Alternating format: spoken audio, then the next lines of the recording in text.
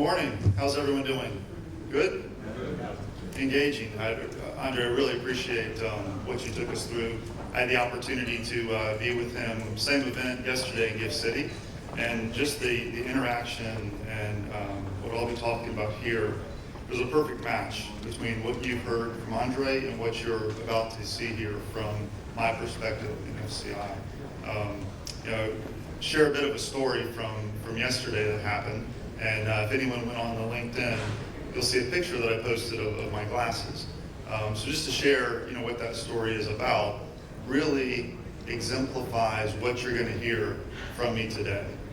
So we're at a restaurant Wednesday night, had a really nice dinner with the India Exim Bank team. They did their first transaction on the FCI network, ironically on that Wednesday. So we didn't even know it, but it turned into a celebration of that. But as we left the restaurant, we're in the taxi cab, going back to my hotel, and two of the associates are with me, and they get a phone call from the restaurant. And they said, somebody's left their glasses on the table. So here we are, 10 minutes away, you know what the traffic's like, trying to get back to pick my glasses up, which I need because I can't see anybody without them. And in the cab, she says, wait, I still have someone at the hotel. Let me call them really quick. She calls the person at the hotel, they're still there, they're able to pick my glasses up. The next morning, they bring my glasses to me so I can do my presentation and actually see my notes. That's the value of what you're going to hear today, which is FCI is a network. And what you witnessed, or what I witnessed with those classes, is a network in action. An association is extremely valuable, and Andre spoke to that, and that is something that we need all across the world to educate and advocate different products, exactly like what ITFA and others are doing, like BAFT, globally. But we also need that network that actually brings the transactions together. And if it wasn't for that network, my glasses would be still sitting in a hotel lobby or a restaurant somewhere, probably in the trash at some point. So that's the value of what you're going to hear about today from me, which is FCI is a global network of financial institutions. We are in 90 different countries, about 400 financial institutions, both banks and non-banks, actually doing business every single day related to open account trade finance. So when you look at this network, and the map that you're seeing up here represents those financial institutions in different parts of the world, about 400, as I mentioned, in 90 different countries. A bit of a misrepresentation. I want to highlight this. If you look at the 86 that you see around South Asia, most of those 86 are actually up in the China market, the majority of those. Where there is a significant gap in the product of open account finance is across Southern Asia. So when you look at India, working your way across the continent towards Bangladesh and Vietnam and Cambodia, significant opportunity. I was in Bangladesh last week in Dhaka speaking to the bankers there, and they're just starting to get this product moving in Dhaka. The model laws have been put in place, the regulators are becoming supportive. And what we have done is we've connected those banks in Bangladesh with the trade flows going into Europe and the European banks. And that does two things. One, it brings visibility into the transaction, that we're going to talk about here in a few minutes. But then more importantly, it brings liquidity back into the Bangladesh market. And that is almost the more important of the two pieces. So you need to have visibility into the transaction, then know that you have security around that transaction, and then ultimately be able to get liquidity into that market. So when we look at these 400 institutions that are around the world, just so that you understand the FCI structure, those 400 banks come together, those financial institutions come together, they put together an operating board and executive committee. That executive committee lists about 10, 11 people. They then find somebody to run this network, which is what I do with my team. We're then spread out across the globe. Our core office is in Amsterdam. We look very much like SWIFT. If you're familiar with the SWIFT network, that's exactly what FCI is. We look just like that. SWIFT is the network for banks for letters of credit, and FCI is the network for open account for banks. So there's an opportunity for you to see this product, understand the product. You've seen it from a letter of credit perspective for many years in India, and there's an opportunity to take it to that next level from a factoring perspective, from an open account perspective. So to understand what FCI is, again, more than an association, our network is built on a constitution. So our 400 members all sign up to be members of our network. That membership then turns into our general rules of international factoring. Those are rules that have been time tested for over 55 years. So we've been doing transactions between our members for over 55 years. And what's impressive about what we've seen in those transactions is that we've only had 8 disputes and arbitrations over those 55 plus years. That's a testament to the strength of the network. It's a testament to the strength of the laws that we use that govern our network, and it's the strength of the platform and the network that we use to communicate with each other. You're going to hear me talk about something, the four-corner model, and Andre almost, perfect setup for me to speak about this and to really think about what value that brings. So four-corner model, you have a seller in one country, buyer in the other country. You have the seller's bank and the buyer's bank. So those are the four-corner model that works. The value to that is that you have local representation of the seller, local representation of the buyer. When there's an issue with the transaction, because you have the seller's bank and the buyer's bank working together and close to each other, they are communicating with each other when there's an issue that arises. And in most cases, you're going to know about that issue 30, 60, 90 days earlier in the process than you have seen it before. So there's extreme value in that four-corner model, and it's something that we've proven and tested within FCI. The final pillar of FCI and what we stand for is the education, the advocacy. So it's what I'm doing here today. We go into markets to talk about open account, understand the value of account. How do you leverage open account financing in a market and in a network? So this goes back to our core product. It's the two-factor model or the four-corner model. So it's the two factors, the two financial institutions, the two banks working together to be able to operate with each other and represent that seller and that buyer. So why is this important? You're saying, okay, you're talking about this product. Factoring is actually something that's been in India for a while. It's been around. A study was done looking at 2024, and 81% of banks across the globe said that they are planning on growing their balance sheet. Now, that's not necessarily news, but then when you look at the second question, which is, how do you plan on growing your balance sheet? The number one answer, 27% of the banks said, it's an accounts receivable. That's the opportunity. Banks are starting to turn their attention to accounts receivable finance. Bank of America, just recently, there was an article published by them, and their head of trade made the comment that you cannot have trade without accounts receivable. So we as an industry in certain pockets of the globe need to understand open account finance. In Gift City yesterday, one of the gentlemen that spoke identified a statistic that really shocked me, and that is that in India, for export finance under open account, 95% of that open account trade is not financed. That's an opportunity. Everyone in this room is a banker. I'm an ex-banker, 30-year banker. That's an opportunity for you financially as a bank, but then more importantly, from an economy perspective, to be able to leverage that trade asset that's simply not being used today. So it's a huge opportunity. As Andre mentioned earlier as well, I definitely believe in numbers to support the theory. And so when I look at the theory that factoring, open account, supply chain finance is a huge opportunity globally, you look at the statistics of what factoring volume has done, open account finance has done globally, you're seeing about an 8% growth rate year over year over year for the past 20 years. You can look at this chart and say, well, you only did 4% growth last year. But when you look at the bottom line item, global manufacturer trade, which is most of what is done under open account, actually declined almost 5%.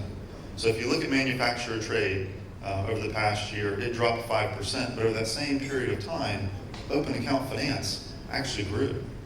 So again, that's an opportunity. When I go back to my board and I'm measured from a KPI perspective, if I can see that open account finance is growing at a rate much more rapidly than what's happening up or down from a trade perspective, manufacturing trade, then we're doing our job.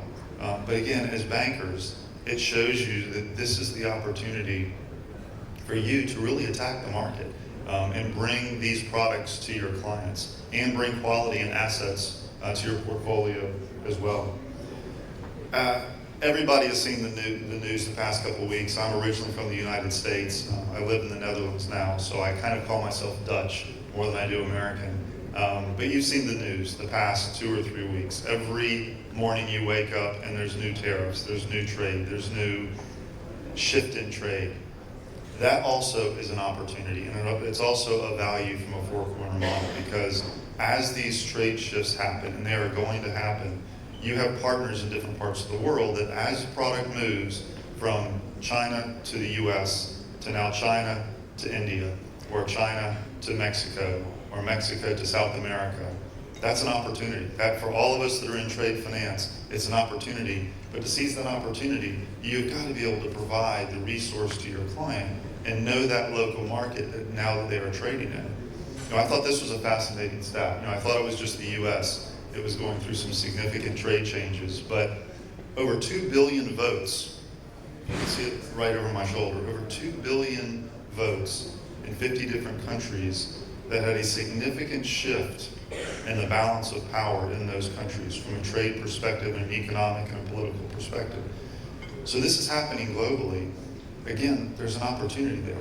Whenever there's disruption, whenever there's change, there's an opportunity for us to attack that change. And again, having that four-corner model approach brings value to you, your client, and more importantly, where your client wants to do business, to know what's going on. So let's bring that back to India. I'm extremely bullish on this market as I've gone back to my board. There's 3 markets that I'm very focused on: China, India, and the African continent. 3 very different reasons for all of them. Africa, in general, is an emerging market with a huge opportunity, but it's longer term. India is doing this today. We have some players, some members that are within FCI today that are very successful in export finance here in India. India Factors Group, very good. Exim, as I mentioned, Indian Exim is doing that. SBI is another one that's very successful. So we're seeing the niche areas, and now we need to make it mainstream. So why is that? If you look at this chart, and it's probably hard to see towards the back of the room, but it's spanning from 1980 to 1975. So, I'm sorry, from 1980 to 2075. So it's about a 100-year window of projection of economic growth. Look at the trajectory of India and the opportunity that India has globally. So as these trade shifts are happening, you have an opportunity to grab that opportunity for your economy, for your country, for your banks, for your balance sheets. To do that, though, as I mentioned before, a lot of this is done under open account trade. There needs to be a tool to provide that working capital to your corporates. So similar story, I was in Zimbabwe last year, having a conversation with one of the corporate bankers there, one of the leading banks in Zimbabwe. And I was speaking to him about open account finance. They do not have factoring, they do not have open account finance in the country currently. And he said to me, I don't understand why I need this. My client's coming in, my client has owned their land for generations. They have cars, they have cattle, they have produce, they have all these assets that they can borrow against. And I said, I understand, but let's look at this one client that we're talking about. And this one client had about 3 million euros, 2 million euros in accounts receivable at any point in time. But they didn't view that as a workable asset that you could finance against. So as we talk through some of the slides that you'll see here in a few minutes, he started to realize the value of that working capital that was locked inside of that corporate. So that was just one corporate, one exporter within the market. Multiply that by 1,000 or 10,000 opportunities, that's working capital that's locked inside of a country. And that same opportunity exists here today. Now in India, much farther beyond that, you recognize the receivable, you have financing for it, but the opportunity is RBI, DGFT, IFSCA, and the banks to really come together to be going in the same direction. To me, that is the real opportunity. I've had many conversations with those different regulatory groups, and that's the opportunity that I believe you have here in India today. So again, I'm a numbers person. I like to show data that proves the theory. So the theory is with regulatory change, you will see a difference with this. And just a few years ago, there was a regulatory change, at least at some level within India. And within our statistics, within our numbers, we saw a significant bump in our volume inside the FCI network, inside of our platform. Now this is still very, very small, very small. Ultimately, the benchmark for factoring is it should be relative on a percentage basis to your GDP. In some markets, like in Europe, like in Turkey, South America, it's a recognizable number, 5–10% of GDP is recognized factoring, and that is supporting the growth of that market. Today in India, it's a rounding error. It's not even at a 0.1%. There's a huge opportunity to leverage that open account receivable, again, for the country, for the clients. Same story, this is something that was published about the growth in factoring, and also what the view is as you go into 2030. And we know 2030 is a huge initiative for India from a trade perspective. Now I still think this number is very low. At a 15% projected growth rate, I think it has to be a multiple of that number. Realistically, when you see where that opportunity is today, and again, I mentioned 95% of open account is not being financed today. Huge opportunity from a growth perspective across the market. So let's talk a little bit about products. So I just want you to understand what FCI is from a factoring perspective, from an open account perspective, and how that operates. So in this example, you're seeing the export factor that's representing the exporters in their market. They are then selling to multiple buyers all across the country. That export factor or export bank is speaking with the German, the Indian, the US factor to say, I have a client, they're selling to your buyers, I want to do a financing transaction with my client here in the export country, I need your support. I need to know, one, are these buyers good? That's the first thing from a credit quality perspective. But second piece is, I need to make sure that I know that that money is going to be collected and I'm going to be paid back as a bank. So dominion of funds. Very important value add that's brought into this transaction. The third piece, and probably the most important piece, is if there's an issue within the transaction at any point in time, the quality of the product, the delay in payment of the product, because that bank is working so close to the buyer, they know there's an issue. They know there's an issue immediately with that product. They're going back to the export bank, who's going back to the exporter to say, let's resolve this issue. So digitization is a great thing. Our model here is completely digital, but it still requires people on the ground in the local market that can represent you. So as you're sitting here in India, your client's here in India, and they are selling abroad, you're able to pick the phone up or via our network through a message, find out what's happening with the transaction. And I'll go back to my example with my glasses. Having that network and being able to immediately reach out to somebody where my glasses physically were and get them back to me, that's the power of the network.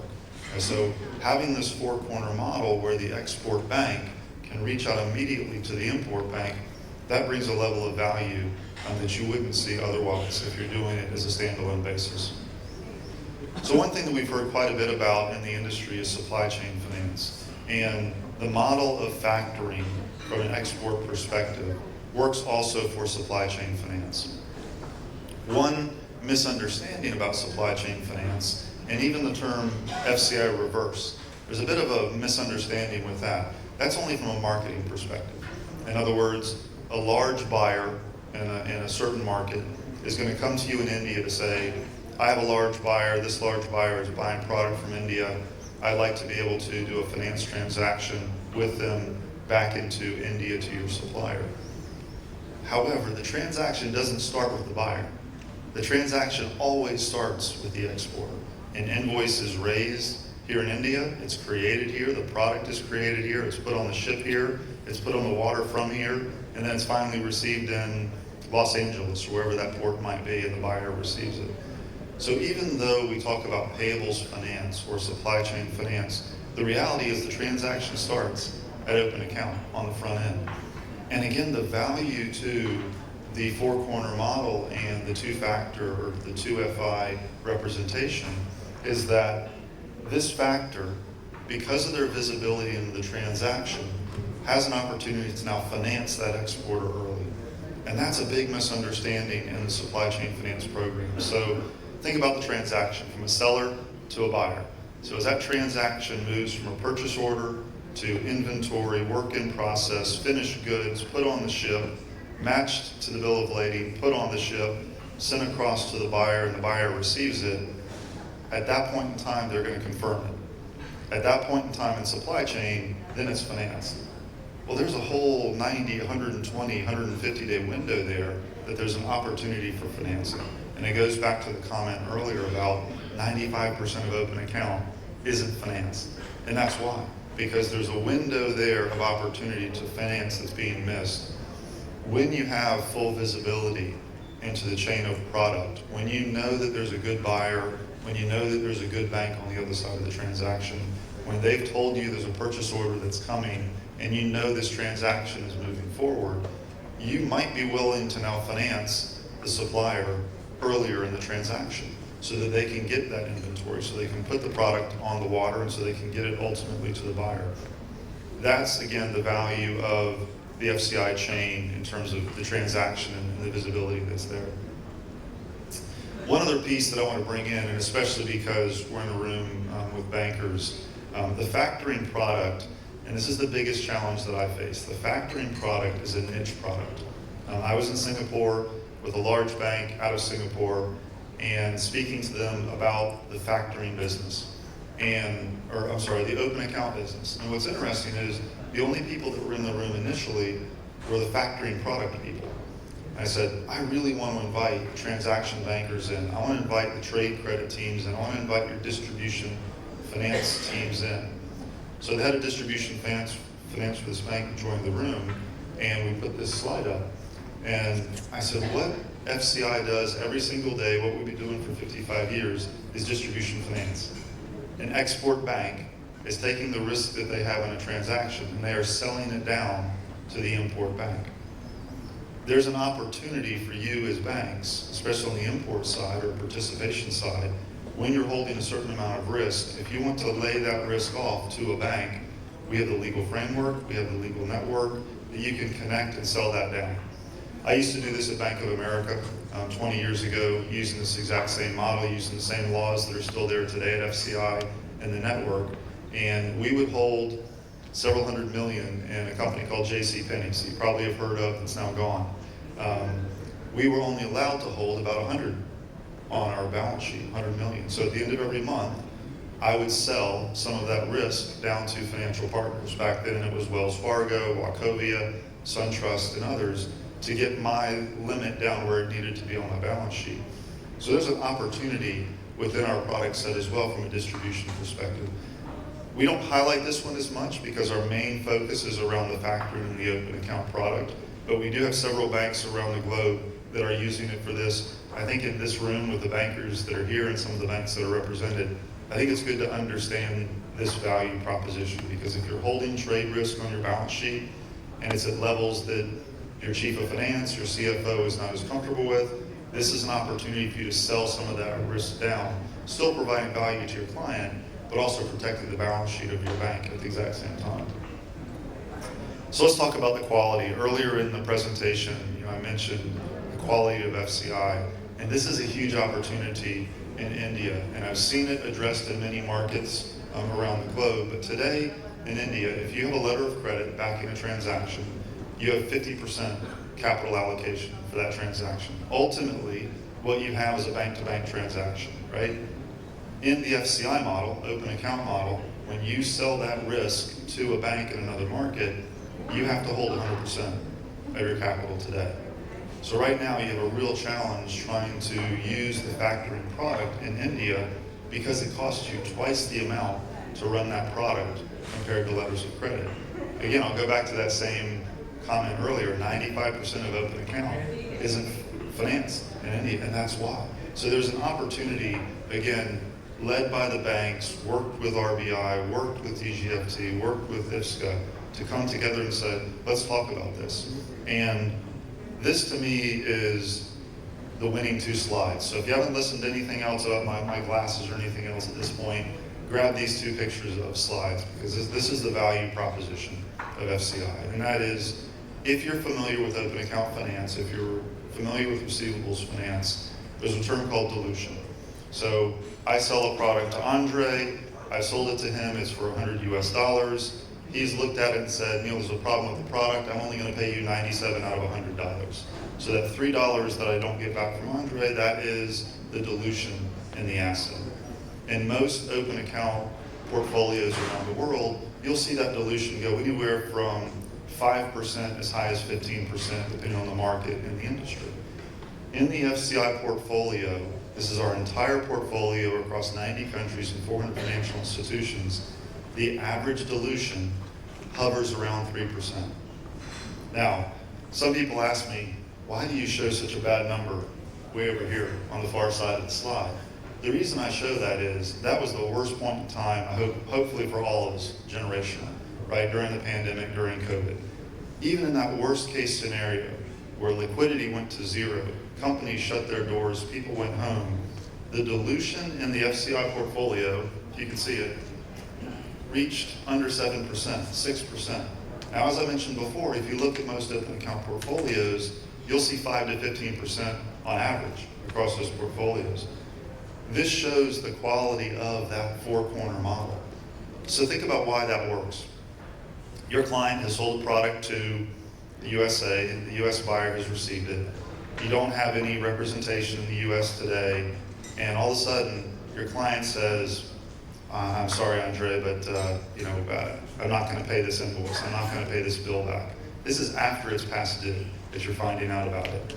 If you have a bank on the ground with that in the market, they're contacting that buyer every single day because they don't only represent you, they represent all the other banks around the world that sell to that buyer. So they know that there's a problem with the product well before you ever would, and in many cases, even your seller may be aware of it. So this is the reason that the quality of the asset stays as high as it is. So if you're funding 80, 85, 90% against the collateral value, you are always collateral good from a loan to value perspective when you think about it at a portfolio level. So the next comment that I get from many is that, well, factoring's a risky product. It has a high write-off rate. This is not the case. What you're seeing here is a study that was done across the European market and some of the markets just around it. And in that study, they started off by saying, let's look at the EU and let's look at structured finance, open account finance where there's factoring, there's supply chain around it. In those portfolios, you'll see about a 26 basis point impairment or loss rate. Those same exact portfolios for working capital that was done over open account without the structure around it was 0.96%, almost 4 times worse. So exact same portfolios, one that has the structure of open account trade finance, one that just has cash flow based lending around the working capital. Now let's look at the same countries but riskier countries. That impairment goes up to 1.6% when it's unstructured. When it has the operations around it and the structure around it, it drops to 43 basis points. Again, a 4-to-1 ratio. When you look at the better performing countries in the EU, it's about 32 basis points. Same low risk countries with structure around it, it's 9 basis points. Now this is the number that, now if you want to take a picture, do it at this point, not before. This is the FCI number. Our global portfolio that includes 90 markets across all countries, good, bad, indifferent. This is the historical rate that we run. It's about 4 basis points. This is a running total that we've been tracking for a little over 20 years. Does it go up and down? Yes. Do we see it hit 5 basis points, down 3 basis points? Yes. But this is the average number. So again, take the best performing market in the EU with complete controls and collateral around the open account, and our portfolio is still 4 versus 9. So you say, okay, are you lucky? What's the reasons for that? And ultimately, it's because of the fact that when we go into a market, we work very close with the market on the laws, on the regulations to make sure that the right rules are in place. That's the first piece. The second piece is events like this, and I really want to compliment Vayana to doing what they're doing here, because this is really an educational event that helps me be a bit of a megaphone, if you will, to bankers in a region to understand what that opportunity is. But it's an opportunity that has to be done the right way. You need the education around it, you need the advocacy around it, you need the regulations around it, and you need all of those partners working together. If you have everyone working together in the right direction, you'll see that 4 basis point, you'll see that 3% dilution.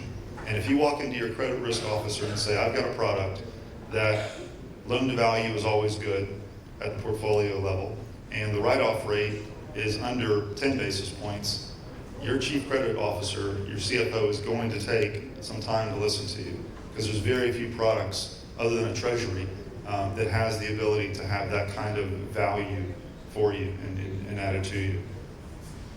So just to wrap up, what we do from a regulatory perspective and law perspective, FCI over the past few years worked with UNIDROIT and several other global firms to draft a model law on factoring. We're now in the process of actually rolling that law out. Nigeria is an example, Zimbabwe is another one. We're bringing that law to those countries. We're not saying to take the law and just to plug it into your legal system. As Andre said before, every country is based on a different set of laws, English or otherwise. What we are doing is saying, here's a set of laws that you can use. We're now putting an enactment guide next to it to explain each one of these line items, so that there's an understanding as to what it's for, so that you can then apply it and adapt it to your law. There are a few banks that are in the room here today. I won't mention them. You can talk about it over a coffee break. But we have a few banks in the room today that are part of my network. And we spent a lot of time with them last year talking about import factoring. And India is a huge import market.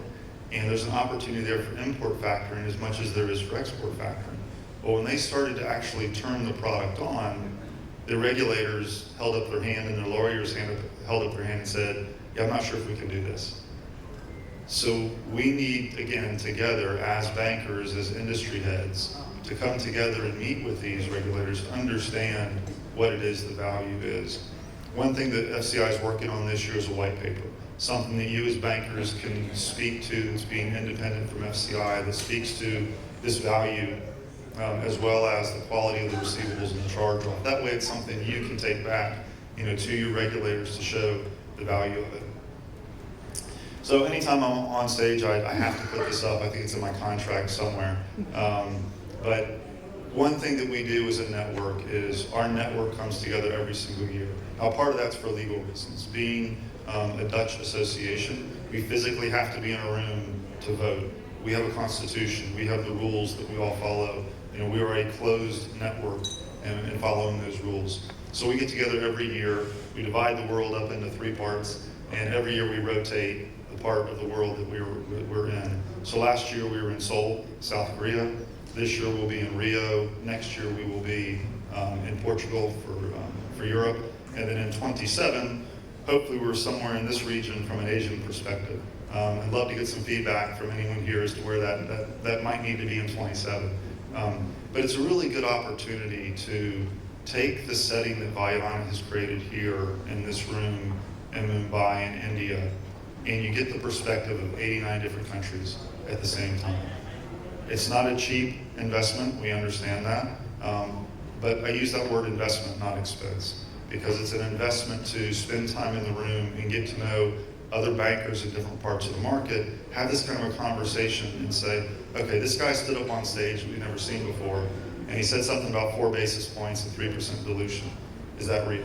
And you can actually sit there and speak with those bankers, the Standard Charters of the world, the Wells Fargos of the world, the HSBCs of the world, that are using this product and platform and say, is this real, does it work? So with that, I want to thank everyone today for this time, just to have an opportunity to speak to you about this opportunity. I was in your chairs for 30 years, travel around the world doing open account finance at banks out of the US, North America, and Europe.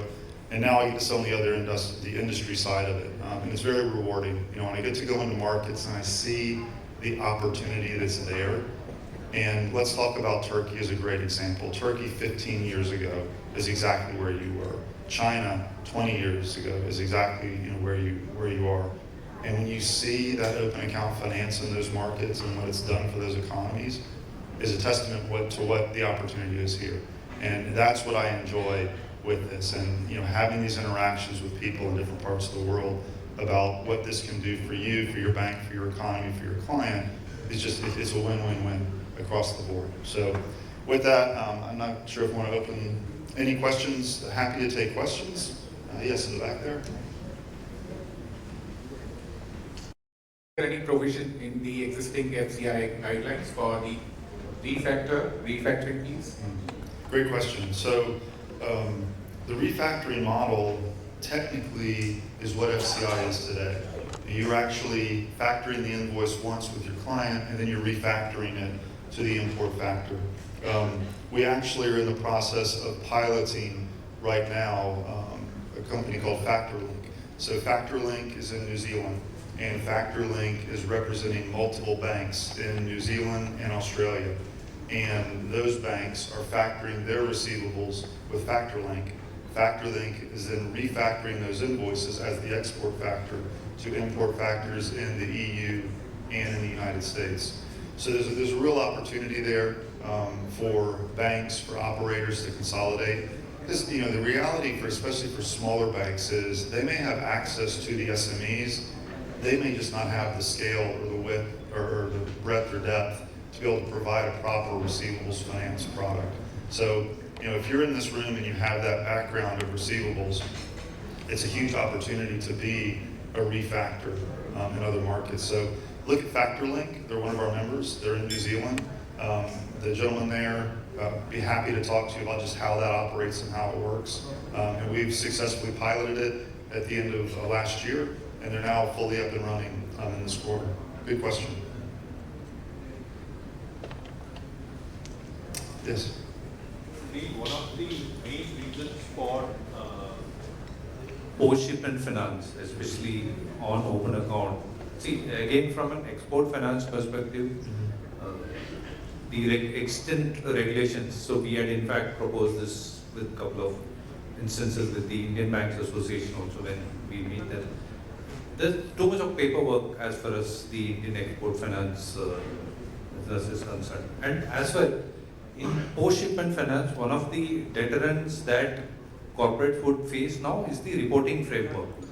So anything where there is even a single day of delay in the repayment or where there is, so the way the export realizations need to be closed as per the current export credit guidelines is that the realization of a bill has to come from the same bill. So I think FCI would play a major role on that, but where the current gap is because even if it's a single day's delay, this gets reported as something called a specially monitored SMA 0 or SMA 1 depending on the tenor. So that would be one very crucial factor. And also on FCI, one query I had was what would, see, while we know the claims, how they work and how the import factors, what are the timelines within which these settlements happen? Because that is also one key important factor. So that would determine the growth of factoring business in India. Yeah, good. Two good questions, and I'll try to remember both. You have to remind me as I speak. But on the first, again, I'll go back to the value of the network. Brazil went through this exact same issue 15 or 20 years ago from a currency control perspective, where the payment from the buyer had to come from the buyer directly to the seller to match up currency control from a dollar to a real, as an example. We spent some time down there in that market, worked with both the banks and the non-banks, and showed the value of the payment coming from the bank to pay off its obligation, but then repaid it to the exporter. In that market, what's interesting is what's shown on the registry, at least it was then, it's changed now, but it actually showed the export factor as the record of the invoice, not the seller. So that when that payment came back in to match to the invoice, it matched it the exact same day that it came in, and then the payment went on ultimately to the seller. That would not be a deterrent as far as India is concerned, because even on the customs front, there are third parties which can be declared when there is a factor in between. shipping bill. But the major deterrent where FCI could play, and this is where more number of banks from an FCI perspective you should also cover, is that the day zero reporting which could get removed if the exposures get shifted to a import factor or to a bank. So it's a really good point. So I think that's one of those things we need to make sure we automate. But on the contrary, what would also come is the day zero reporting would get reported on a import factor or a bank where if it is not coming on the due date. Right. So and then your second question in terms of timing. So within the general rules for FCI, 90 days past due date. That's where there is a guarantee of the payment. Now, that's when that particular invoice comes due.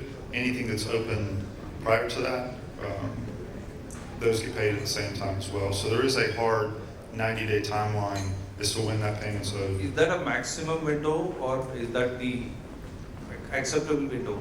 That's the acceptable one that's in the GRIF. Now, between the two banks, you can negotiate with that, and you can say for certain transactions, for certain buyers, certain situations, some may take it to 60, some may push it out to 180, depending on the case of what it is. So that's again a point of concern from the Indian asset classification norms, because there is a 90-day window within which the asset becomes impaired, or a non-performing asset within which the payment doesn't come. So that is one important aspect.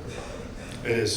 So that's one thing, that as you're working with the import factor, you need to make sure they realize that we can't change that 90-day rule. And the majority of transactions across FCI keep that 90-day. That's the default that's in our rules. Good question.